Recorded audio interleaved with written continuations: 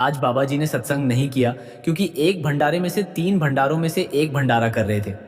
पर इस बार बाबा जी ने सत्संग नहीं किया। क्या अब बाबा जी सत्संग नहीं करेंगे? इसके बारे में हम आपको कल वीडियो में बताएंगे। आज बारिश भी बहुत थी, संगत भी बहुत थी और डेरे में 2-2.5 घंटे का जाम भी था। संगत जी आज हजूर जी ने जोरदार होकर सत्संग किया। बाबा जी भी हुजूर जी के साथ स्टेज पर विराजमान रहे।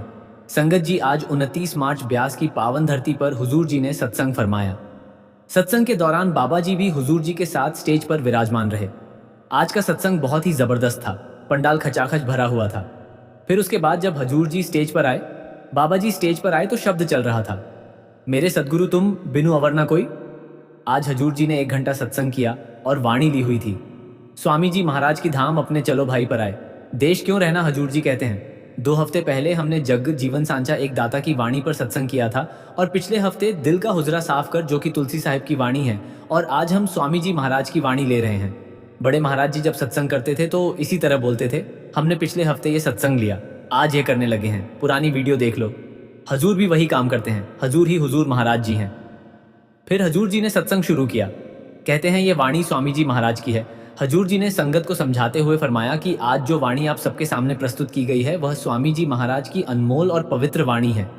ये कोई साधारण शब्द नहीं है, बल्कि एक ऐसे महापुरुष की अनुभूति का सार है जिन्होंने स्वयं उस ऊंचाई को अपने जीवन में जिया और अनुभव किया है।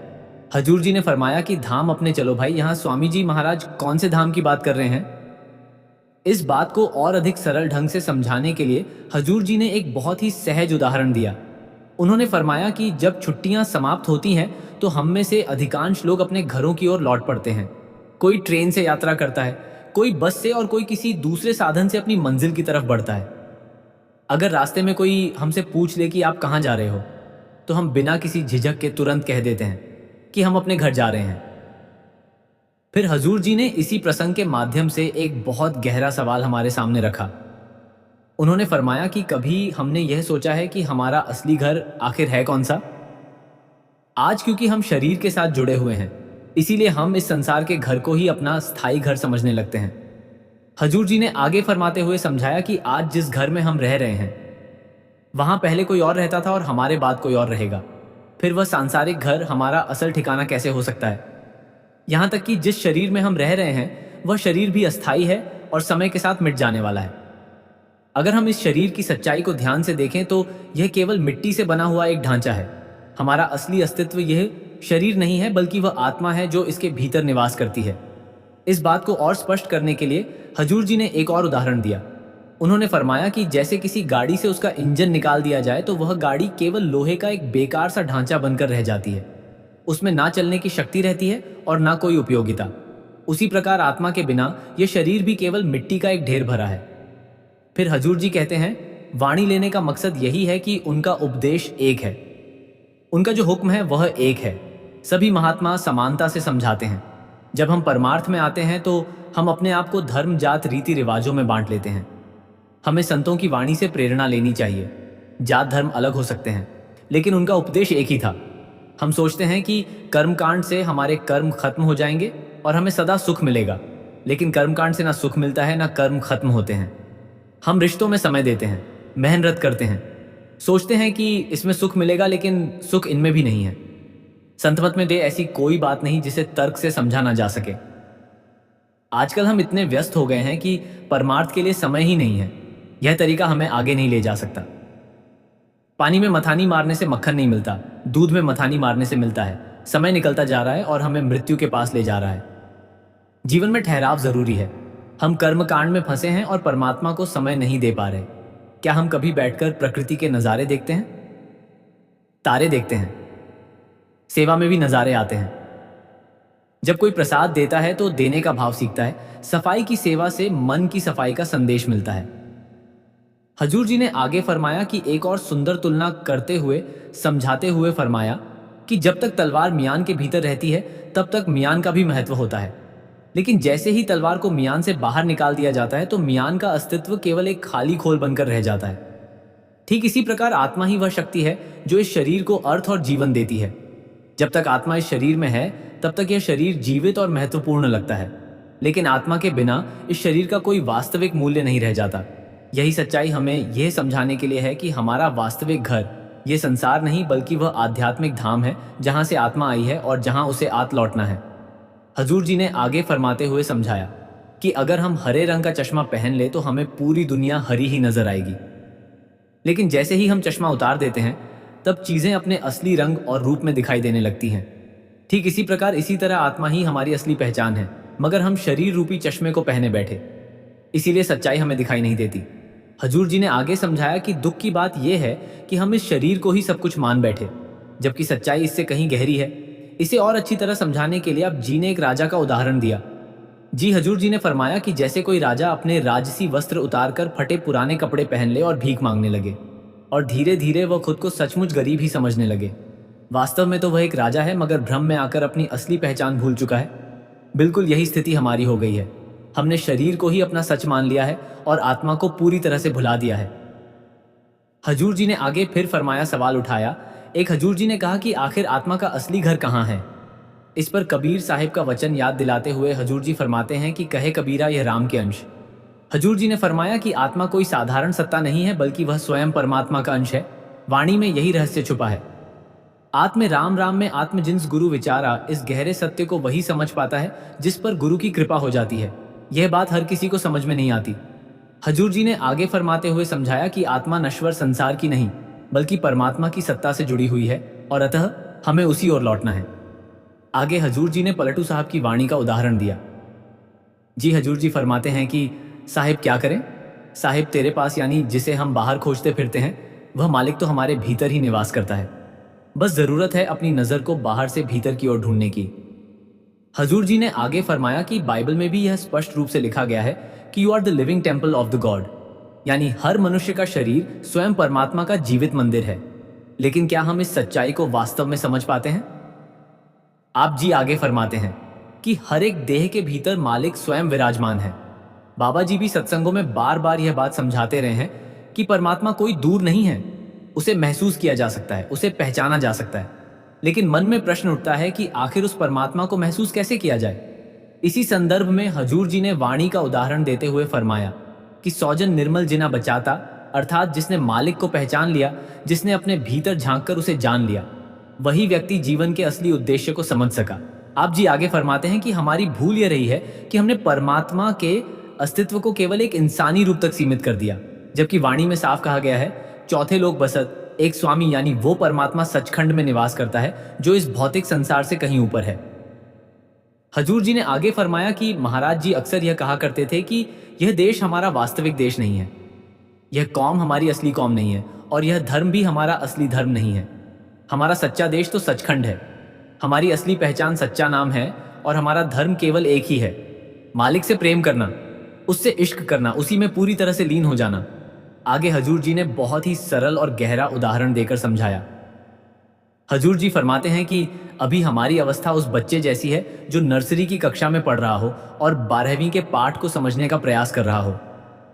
हर चीज का एक समय और एक प्रक्रिया होती है।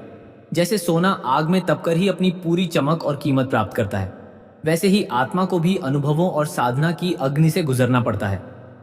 आप जी फरमाते हैं कि उसी प्रकार से आत्मा की नींव मजबूत होती और आत्मा अपने असली धाम को पहचान पाती। हजूर जी ने आगे संगत को एक अत्यंत सरल लेकिन बहुत ही गहरे अर्थ वाले उदाहरण के द्वारा फरमाया जी समझाते हुए फरमाया कि जिस प्रकार एक छोटा सा बीज अपने भीतर यह क्षमता छुपाए रहता है कि समय आने पर वह एक विशाल और घना वृक्ष बन सकता है, उसी तरह हमारी आत्मा भी परमात्मा का अंश है। उसके भीतर भी वही दिव्य शक्ति और संभावना मौजूद है कि वह अंततः अपने मूल स्त्रोत्र अर्थात मालिक तक पहुंच जाए। हजूर जी ने आगे फरमाते हुए समझाया कि यह मानव जीवन हमें यूं ही नहीं मिला है। मालिक ने हमें यह जन्म किसी संयोग से नहीं दिया है। इस जीवन के पीछे एक बहुत बड़ा उद्देश्य छुपा हुआ है। यह अवसर इसीलिए मिला है ताकि हम अपने असली स्वरूप को पहचान सके, अपने अस्तित्व की सच्चाई को समझ सके और उस मार्ग पर चल सके जो हमें वापस परमात्मा की ओर ले जाता है। इस बात को और स्पष्ट करने के लिए हजूर जी ने एक और बहुत ही साधारण लेकिन गहरा उदाहरण दिया। जी उन्होंने फरमाया कि यदि कोई बच्चा स्कूल में दाखिला ले और फिर पढ़ाई करने के बजाय इधर उधर भटकता रहे, अपना समय व्यर्थ के कामों में बिताने लगे, तो भला उसे कौन समझदार कहेगा। लोग तो यही कहेंगे कि वह अपने असली उद्देश्यों को भूल गया है।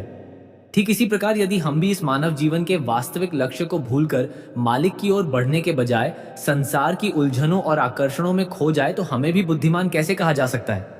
हजूर जी ने आगे फरमाते हुए समझाया कि अक्सर हम अपने आराम, सुविधा और आदतों के दायरे में ही सीमित होकर रह जाते हैं। हम वही करते हैं जिसमें हमें तुरंत सुख या सुविधा महसूस होती। यही कारण है कि मालिक की प्राप्ति हमसे दूर होती चली जाती है। जब तक मनुष्य अपने आराम की सीमाओं से बाहर निकलने का एहसास नहीं करता, तब तक उस परम सत्य तक पहुंचना संभव नहीं हो सकता। हजूर जी आगे फरमाते हैं कि जब आत्मा पहली बार इस सृष्टि में आई थी, तब उसे परमात्मा से अलग होने का कोई दुख नहीं था। लेकिन समय बीतने के साथ साथ हम संसार के बाहरी आकर्षणों में, दिखावे में और असंख्य व्यर्थ की गतिविधियों में उलझते चले गए। धीरे धीरे हमारा ध्यान उस मूल सत्य से हटकर पूरी तरह इस मायावी संसार में अटक गया। मनुष्य का यह जीवन हमें केवल यूं ही नहीं मिला है। हुजूर कहते हैं, हम सब कुछ करके आए हैं। अब हम उत्तम जूनी के भीतर हैं। हमें मौका मिला है, हम मौका गवा रहे हैं। हुजूर, हमें सोचने की जरूरत है। आवश्यकता और विवेक कहते हैं। बाबा जी कहते होते हैं, छत चाहिए, रोटी चाहिए, पहनने के लिए कपड़े चाहिए। अगर घर में 4 कमरे होंगे तो हम तो एक ही कमरे में सोना है। चाहे कितनी घर में गाड़ियां खड़ी हो जाएंगे, कितने भी कपड़े हो, पहनेंगे तो 2 कपड़े ही।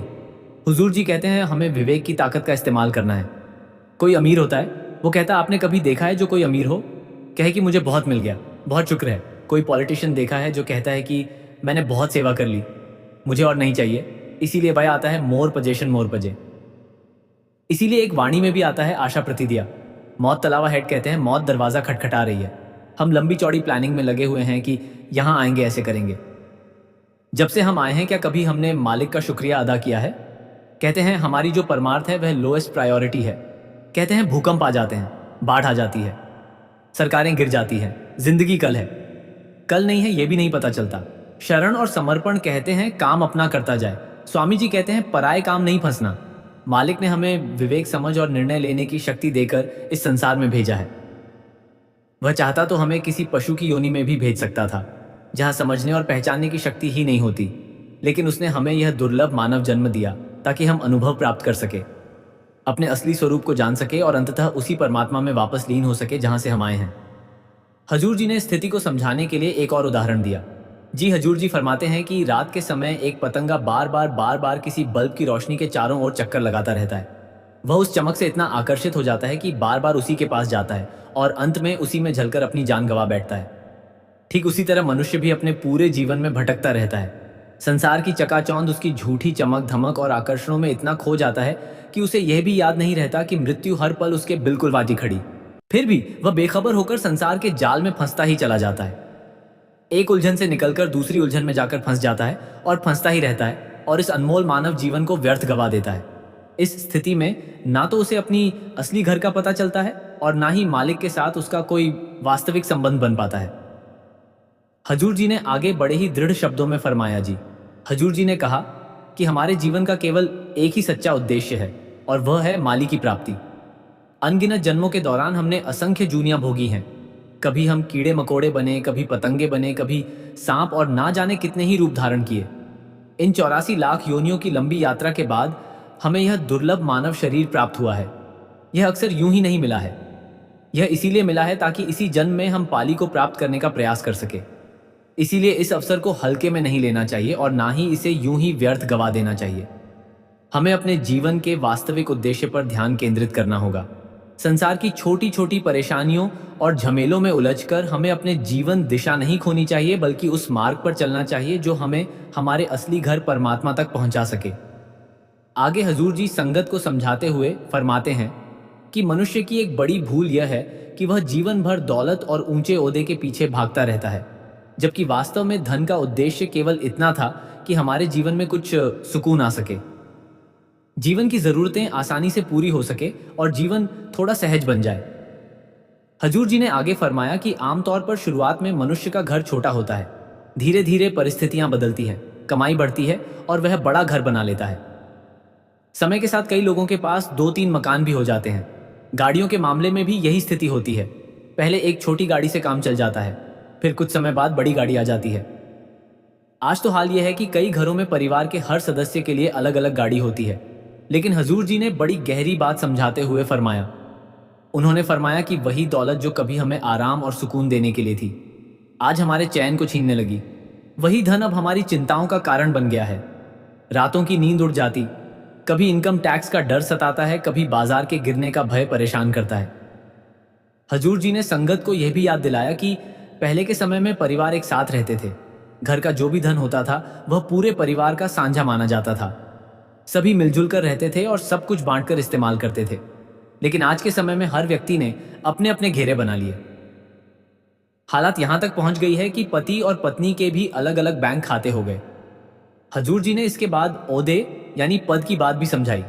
जी, हजूर जी ने फरमाया कि हमें जो पद या प्रतिष्ठा मिलती है उसका उद्देश्य ये होता है कि हमारे जीवन में कुछ सुविधाएं आए और हमारा काम थोड़ा आसान हो जाए।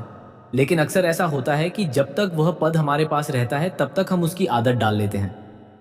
फिर जब वह ओहदा किसी कारण से चला जाता है तब हमारी आदतें तो वही रहती हैं, लेकिन वह ओहदा नहीं रहता। उस समय उसका जाना हमें भीतर से बहुत तोड़ देता है। जो ओहदा कभी हमें सुख और सम्मान देने के लिए मिला था, वही अंत में हमारे दुख का कारण बन जाता है। फिर इसके बाद हजूर जी ने बच्चों के विषय में बहुत ही गहरी बात समझाई। हजूर जी ने फरमाया कि बच्चों को पाने के लिए लोग ना जाने कहां कहां जाकर माथा टेकते हैं, कितनी जगह दुआएं मांगते हैं, कितनी मन्नतें करते हैं कि उनके घर संतान हो जाए। लेकिन जब बच्चे हो जाते हैं तो हम उन्हें समझने के बजाय उन्हें अपनी इच्छा के अनुसार चलाने लगते हैं। हम हर समय उन्हें आदेश देते रहते, अब खाना खाओ, अब यह करो, अब वह करो, अब पढ़ाई करो। जबकि हमारा असली उद्देश्य तो यह होना चाहिए था कि हम उनके चरित्र का निर्माण करें, उन्हें अच्छे संस्कार दें और उन्हें जीवन के सही रास्ते पर चलना सिखाएं। लेकिन हम ऐसा करने के बजाय केवल उन्हें नियंत्रित करने में ही उलझे रहते हैं। परिणाम यह होता है कि हम बच्चों को वास्तव में अपने करीब रख ही नहीं पाते। धीरे धीरे समय बीतता है और एक दिन वही बच्चे हमसे दूर हो जाते हैं। फिर हालत यह हो जाती है कि वह कई कई हफ्तों बाद हमें फ़ोन करते हैं। तब हमें सोचने पर मजबूर होना पड़ता है कि जिन बच्चों को हम अपने जीवन का सबसे बड़ा सुख समझते थे, क्या वही वास्तव में हमारे सुख का कारण बने या फिर दुख का कारण बन गए। हजूर जी ने आगे बड़ी ही गहराई से समझाते हुए फरमाया, हजूर जी ने फरमाया कि असल समस्या यह है कि हम ज़रूरत और चाहत के बीच का फ़र्क ही नहीं समझ पाए। हमें यह समझ ही नहीं आया कि जीवन में वास्तव में कितनी चीज़ों की आवश्यकता है और कितनी केवल हमारी इच्छाएं हैं। वाणी में भी इसी सत्य को व्यक्त करते हुए फरमाया गया है कि सब पर्वत जड़ियां मौत तलवाम हैं। अर्थात हमारी इच्छाएं इतनी भारी हो चुकी हैं कि वे पर्वतों से भी अधिक बोझल हो गईं, जबकि मृत्यु हमारे सिर के बिल्कुल ऊपर तलवार की तरह खड़ी है और हर क्षण हमें पुकार रही है। फिर भी मनुष्य अपनी इच्छाओं और लालसाओं में इतना उलझा रहता है कि उसे इस सच्चाई का एहसास ही नहीं हो पाता, और यही कारण है कि वह जीवन के असली उद्देश्यों को भूलकर संसार की दौड़ में ही उलझा रहता है। फिर आगे इसके बाद हजूर महाराज जी ने संगत को समझाते हुए कहा कि आज के समय में मनुष्य की स्थिति ऐसी हो गई है कि वह सुबह उठते ही बेचैनी और क्रोध से भरा हुआ होता है। हमारे जीवन पर काम, क्रोध, लोभ, मोह और अहंकार जैसे विकारों का इतना गहरा प्रभाव हो गया है कि उन्होंने हमारे जीवन को भारी और कष्टमय बना दिया। इन विकारों ने हमारी आत्मिक शांति को लगभग लगभग छीन लिया। इसी सच्चाई को वाणी में इस प्रकार व्यक्त किया गया है, होम में दीर्घ रोग है, दारू पिए समाये। अर्थात मनुष्य के भीतर यह एक लंबा और गहरा रोग बस गया है। लेकिन यदि माली की कृपा हो जाए और हम गुरु के शब्द का सहारा लें, गुरु के नाम का स्मरण करें, तभी यह रोग धीरे धीरे मिट सकता है और मन को शांति प्राप्त हो सकती है। हजूर जी आगे फरमाते हैं कि आज संसार में एक ही सच्चा सहारा है और वह है मालिक का प्रेम। बाकी सब कुछ हंसता ही है। स्वामी जी महाराज ने भी यही समझाया है कि जो व्यक्ति गुरु के नाम को अपने जीवन में संभाल कर चलता है वही वास्तव में अपने असली धाम की ओर बढ़ रहा होता है। हुजूर जी ने कहा, संत महापुरुष हमें बार बार याद दिलाते हैं कि यह दुनिया केवल एक सराय है, ठहरने का ठिकाना है, स्थायी घर नहीं। जिस तरह हम यात्रा में किसी धर्मशाला या होटल में कुछ समय गुजारते हैं, वैसे ही संसार में हमारा ठहराव अस्थायी है।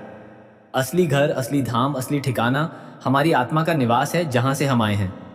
वाणी कहती है, धाम अपनी चलो भाई, यानी भाइयों अपने असली धाम की ओर लौट चलो। यह जीवन हमें केवल खाने पीने, धन कमाने, मानसान इकट्ठा करने के लिए नहीं मिला।